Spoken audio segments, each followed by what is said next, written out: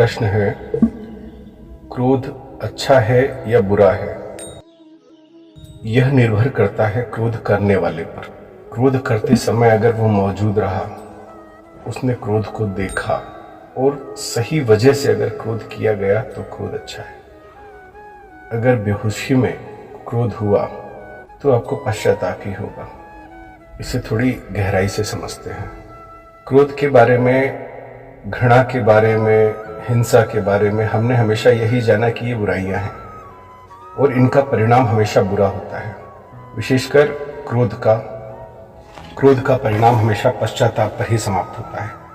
पर जब विश्वामित्र के हवन पूजन में राक्षस बाधा डालते हैं, आश्रम वासियों को प्रताड़ित करते हैं, अन्याय की, अत्याचार की अति हो जाने पर वे ही विश्वामित्र, जिन्होंने अपनी समस्त इंद्रियों को वश में कर लिया था, जिन्होंने क्रोध को भी जीत लिया था, राक्षसों के अन्याय की अति होने पर वे कहते हैं कि इस समय जो क्रोध, जो घृणा मेरे भीतर उठ रही है, अब उसका पोषण करना होगा। अब उसे व्यर्थ नहीं जाने देना होगा, उसे पालना होगा, अन्यथा राक्षसी शक्तियां संसार का नाश कर देंगी।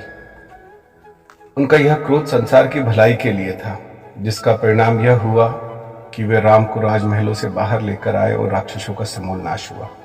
ऐसी हिंसा, ऐसा क्रोध, ऐसी घृणा प्रेम और अहिंसा से कहीं ज्यादा श्रेष्ठ है।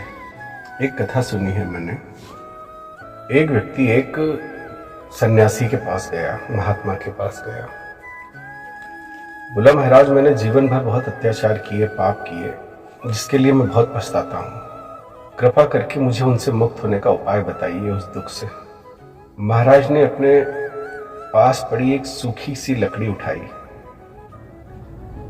और उस लकड़ी को उस व्यक्ति को देते हुए कहा, इसे तुम ले जाओ, जिस दिन यह हरी हो जाए, इसमें कोपले फूट आए, उस दिन लौट आना।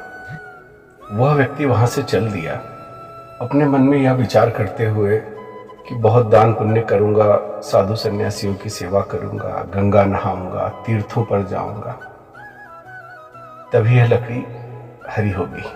ऐसा ही तो होता आया है हमेशा से। कुछ दिन चलने के बाद एक दिन रात के समय, एक जंगल से गुजरते समय, सुरक्षा की दृष्टि से एक वृक्ष पर चढ़कर विश्राम कर रहा था। जंगल घना था। तभी कुछ लोग उस पेड़ के नीचे आकर रुके। जो बातें कर रहे थे, कुछ ही दूर पर एक गांव बसा था जिसे लूटने की, और उस लूटपाट की योजना बना रहे थे। वृक्ष पर चढ़ा वह व्यक्ति सोचने लगा कि जीवन भर मैंने कई हत्याएं करी, सैकड़ों को मार दिया, इन कुछ लोगों को और मार दूं, इससे वो गांव वाले बच जाएंगे, अन्यथा ना जाने ये कितने लोगों को मारेंगे। यह विचार कर वह पेड़ से उतरा और उसने उन लोगों की हत्या कर दी। वह अपने काम में बहुत कुशल था। उनकी हत्या करने के बाद वहां से वह चल दिया और फिर से किसी पेड़ पर रात बिताई। सुबह उठकर एक नदी में स्नान किया और अपना सामान जमाने लगा। तभी उसकी दृष्टि उस लकड़ी पे पड़ी जो महात्मा ने दी थी।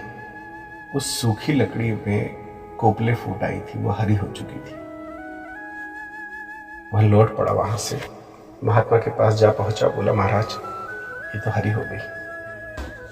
महाराज बोले, कैसे, क्या किया तुमने? उसने बताया। बोले, इस तरह से वो गांव लूटने की योजना बना रहे थे, हत्याओं की योजना बना रहे थे और मैंने उनकी हत्या कर दी। महाराज बोले कि इसीलिए ये लकड़ी अब हरी हो गई। तुमने पहली बार किसी भलाई के लिए तुमने हिंसा करी, इसलिए तुम्हारी यह हिंसा अहिंसा से भी श्रेष्ठ है, क्योंकि इसमें परोपकार का भाव है। जैसे विश्वामित्र ने क्रोध का, घृणा का आह्वान किया, उन्होंने अपने क्रोध को साक्षी भाव से देखा। उनसे क्रोध हुआ नहीं, उन्होंने क्रोध किया। करने में, होने में बड़ा अंतर है। क्रोधित होना, इसमें बेहोशी है, होश में आने के बाद केवल दुख और पश्चाताप होगा। क्रोध किया, इसमें शुरुआत से अंत तक क्रोध पर दृष्टि जमी रही। जैसे एक माँ जिसका बच्चा कीचड़ में खेल रहा हो, देखने में तो माँ को भी बड़ा आनंद आएगा, पर भविष्य में इसका नुकसान सोचकर वह उस पर क्रोध करती है। ऐसा क्रोध कभी बुरा हो ही नहीं सकता। प्रश्न ये उठता है कि क्रोध को कैसे देखा जाए, कैसे साक्षी हुआ जाए। निश्चित बात है, कई बार ऐसा होता है कि हम क्रोध हमारी दृष्टि में आ जाता है, हम उसे पकड़ लेते हैं। उससे मुक्त होने का एक ही उपाय है, पर उस क्षण को हम व्यर्थ चले जाने देते हैं, हम उसके साक्षी नहीं हो पाते। थोड़ी सी सजगता लगेगी। समय पर भोजन मिल जाने वाले को कभी भूख का पता ही नहीं लगता। भूख लगे और भोजन मिल जाए तब भूख का पता नहीं चलता, पर अगर भूख लगे और भोजन न मिले तब ही हमें भूख का सही ज्ञान होता है। बिल्कुल ऐसे ही क्रोध है। और सामने कोई व्यक्ति न हो जिस पर क्रोध को निकाला जाए तब हमें क्रोध का सही ज्ञान होता है, पर हमें कोई ना कोई मिल ही जाता है। जैसे एक व्यक्ति एक शांत झील पर रात के समय नाव में लेटा था अपनी। अचानक बड़ी जोर से शोर हुआ और कोई बड़ी नाव उसकी नाव से टकरा गई। वह व्यक्ति क्रोध से भर उठा और बड़ी तेजी से खड़ा हुआ हिंसा करने के लिए, क्रोध को प्रकट करने के लिए। पर वह देखता है कि जो नाव उसकी नाव से टकराई है उसमें कोई भी नहीं है।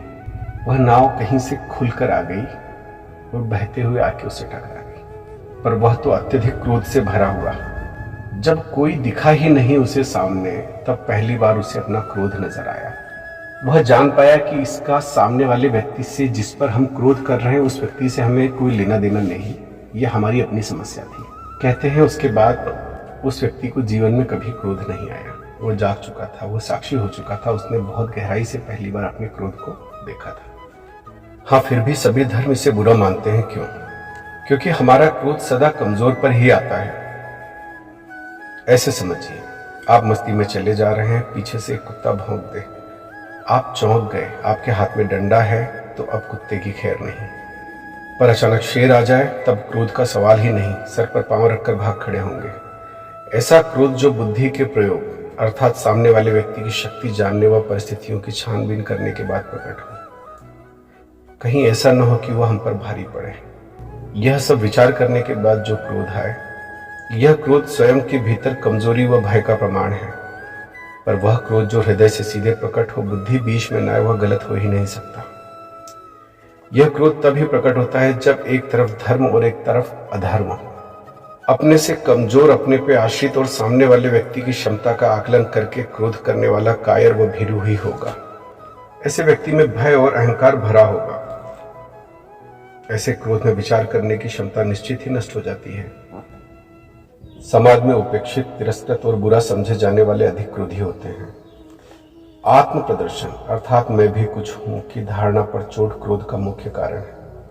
लोग क्रोध के सहारे समाज को अपना मैं, अपना अस्तित्व बताते हैं। जिसका अहंकार विसर्जित हो गया हो, वही केवल अपने क्रोध पर विजय पा सकता है। कमजोर और विशेषकर डरा हुआ व्यक्ति हमेशा से क्रोध को सुरक्षा कवच बनाकर ही चलता है, ताकि उस कवच के भीतर की कायरता, डर कोई देख ना पाए।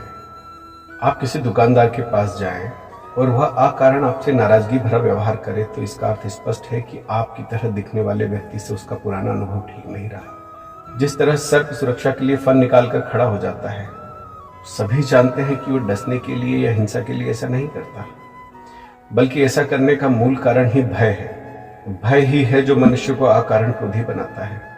क्रोध से मुक्त होने का एक उपाय है अपने भीतर के भय के उस कारण को खोज लो, जो कि किसी घटना या किसी व्यक्ति द्वारा आपके भीतर बिठा दिया गया है।